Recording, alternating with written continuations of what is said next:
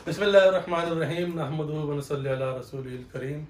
नाज़रीन कराम अस्सलाम वालेकुम। मैं डॉक्टर मोहम्मद ताहिर कुरैशी अपने इदारे उर्दू निसाब साज की तरफ से आपकी खिदमत में एक नई वीडियो के साथ हाजिर हूँ।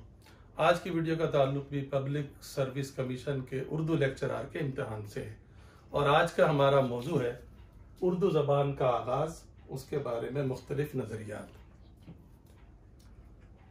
दाग ने कहा था, उर्दू है जिसका नाम हम ही जानते हैं दाग, हिंदुस्तान में धूम हमारी ज़ुबान की है। तो ये धूम इस ज़ुबान ने खूब फैलाई हुई है और इसके बारे में नज़रियात इतने मुख्तलिफ हैं कि अभी तक किसी पर इत्तफाक नहीं हो सका है। उर्दू का आगाज़ कहाँ से हुआ, इस बारे में बहस काफ़ी पहले शुरू हो चुकी थी। मीर अमन, सर सैयद, मोहम्मद हुसैन आज़ाद, इन लोगों ने इस पर गुफ्तगू की थी, लेकिन सही मानों में इस पर संजीदगी से और गहराई में इल्मी बहस का आगाज़ 20वीं सदी से हुआ है। ख़ास तौर पर जब ग्रेजुएशन का 1916 में लिसानियाती जायजा इंशाया हुआ, उसके बाद से इस पर बहस का दरवाज़ा खुल गया। और खुसूसन जब नसीरुद्दीन हाशमी साहब की किताब दक्कन में उर्दू आई, जो कि 1923 में शाया हुई थी, तो इस पर मुख्तलिफ हलकों से बहस शुरू हो गई। हाशमी साहब का ख्याल था कि उर्दू दक्कन की बोलियों और अरबी ज़बान के मिलाप से बनी है। ये और बात है कि उन्होंने बाद में मुख्तलिफ वजूहात की बिना पर अपने इस नज़रिए से रुजू भी कर लिया था। उसके बाद किताब आती है पंजाब में उर्दू, हाफिज महमूद खान शिरानी मारूफ मुहक्किक, किताब आई थी 1928 में।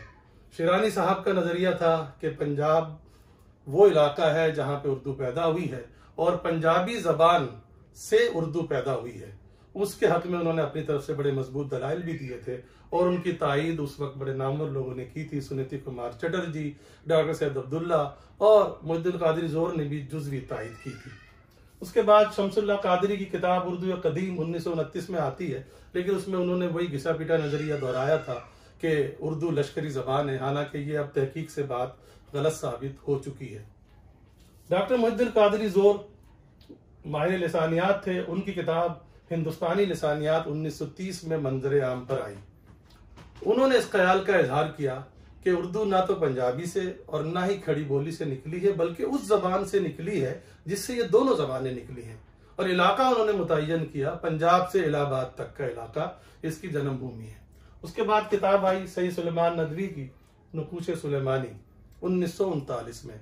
उनका यह ख्याल था कि मोहम्मद बिन कासिम के हमले के बाद जब यहाँ पर अरबी ज़बान बोलते हुए लोग आए तो अरबी और सिंधी के मिलाप से उर्दू ज़बान का वजूद मुमकिन हुआ और उनकी तायीद पीर हसामुद्दीन राजदी, अल्लामा आई काजी ने की। डॉक्टर मसूद हुसैन खान मशहूर मुहक्किक, उनकी किताब मुकदमा तारीख ज़बान उर्दू 1948 में मंजर आम पर आई। उनका यह ख्याल था कि उर्दू की पैदाइश का इलाका दिल्ली और उसके नवाब में है और मिर्जा खलील बेग ने उनकी बाद में तायीद की। डॉक्टर शौकत सब्जवारी अपनी किताब उर्दू ज़बान का इर्तिका, जो कि 1956 में शाया हुई, इस नज़रिए का इजहार करते हैं कि उर्दू खड़ी बोली से निकली है और इसकी पैदाइश का इलाका मीरठ और उसके अतराफ का माना जा सकता है। ज्ञानचंद जैन ने इसकी तायीद की। फिर सुहेल बुखारी की मशहूर किताब उर्दू का रूप 1971 में मंजर आम पर आई, जिसमें उन्होंने थोड़ा मुख्तलिफ ख्याल का इजहार किया और कहा कि उर्दू दरअसल महाराष्ट्र के इलाके में पैदा हुई है। ये वो मुख्तलिफ नज़रियात और मशहूर नज़रियात थे। इसके अलावा भी नज़रियात हैं, लेकिन वो इतने अहम नहीं हैं। ज़्यादातर कमीशन के इम्तहानात में इन्हीं के मुतालिक सवालात पूछे जा सकते हैं और पूछे जाते हैं। हमें उम्मीद है कि आपको ये वीडियो पसंद आई होगी। इसी किस्म की मज़ीद वीडियो देखने के लिए हमारे चैनल को लाइक कीजिए, सब्सक्राइब कीजिए और बेल आइकन दबाना मत भूलिए। शुक्रिया।